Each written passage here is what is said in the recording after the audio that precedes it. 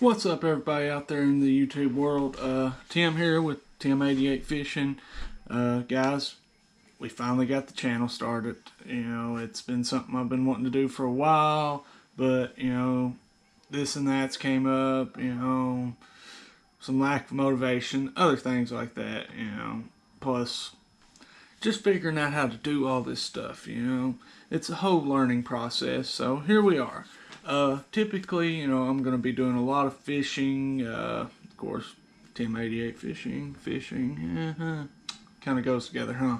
Well, anyways, but today, here in Kentucky, the weather is going to be horrible by the end of the day. They're calling for several inches of rain moving in, and, well, I don't know about you guys, but fishing in the rain in wintertime just doesn't sound like much fun to me. So today I thought I'd do something different, and you know, we're gonna go over something as simple as setting up a Texas rig. I'm gonna grab a few things that we need to rig up a Texas rig, and I'll be right back.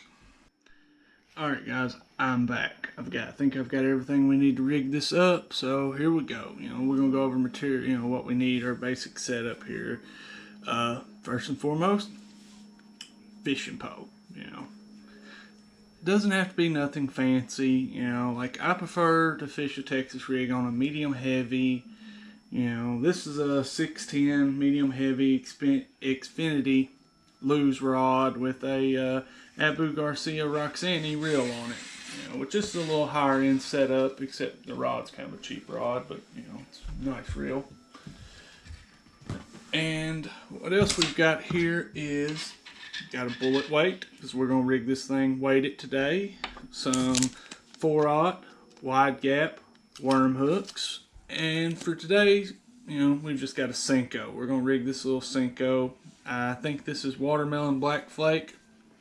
It's a good choice in this area in the right time of the year. They love it. So, here we go. First thing I'm going to do is cut this peanut butter jelly jig I've got here of Googan Squad. Nice jigs, by the way. If you haven't ever fished Googan Squad stuff, they make some decent gear. Oh, we're going to try not to knock our camera over too. The scissors got a little crud in there. I'm going to open my hooks.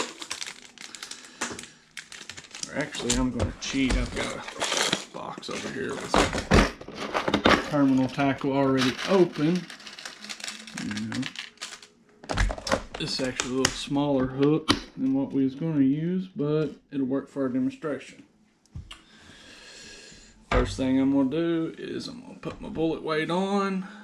You know, so like if we was going to punch or something like that with this, we'd put a bobber stopper or something like that on there, just so we could hold our weight down by our hook. But in this situation, we're just going to let it slide freely up and down our hook, or up and down our line. I'm sorry, guys. Next, we're going to tie our hook on.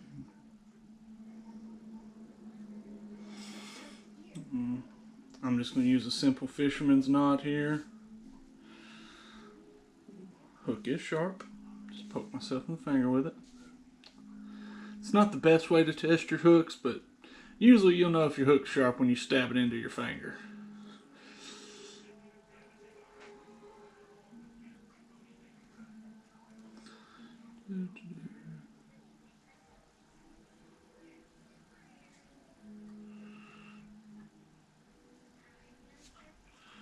Alright guys, next thing I'm going to do is cut this tag end off. Tag end's off. Okay, now we've got the basic setup on our rod and reel here. And by the way, I've got a 14-pound fluorocarbon here. You know, I don't really suggest throwing a Texas rig on anything under a 10-pound. Just because, you know, if you set that hook real hard or something, you're going to break your line. But, you know, I've got a 1/4 ounce bullet weight. And this is a little smaller hook than what we were originally going to use, but here it is. Alright, the next thing we want to do is we're going to take our Senko, and the key to a Texas rig is it's weedless. This lets you slide through the grass and stuff like that, you know, over trees and down debris and stuff in the lake. Very good to get around structure and rocks. But I'm going to take my hook here and I'm going to stick it through, and about a little over a 1/4 inch, I'm going to pop back through here. And I'm going to run it all the way up my hook. See what we got going on here? We've got just a little bit of our bait here in the hook, and from there we're going to spin it around like that and get it situated here. And then what I want to do is I want to bring my hook back through here. We're going to push it. I don't know how well you guys can see this.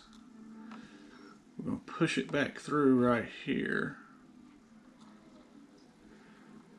Slide down to where our hook is just sticking through. Alright, see, that's what we're looking for. Something like that right there. Our hook is right here where when the fish bites it, it's going to slide the bait down like that, exposing our barb and our sharp point when you set the hook. But while we're just dragging over brush and structure and stuff in the bottom of the lake, our hook is recessed into our bait like that so that it won't snag on anything.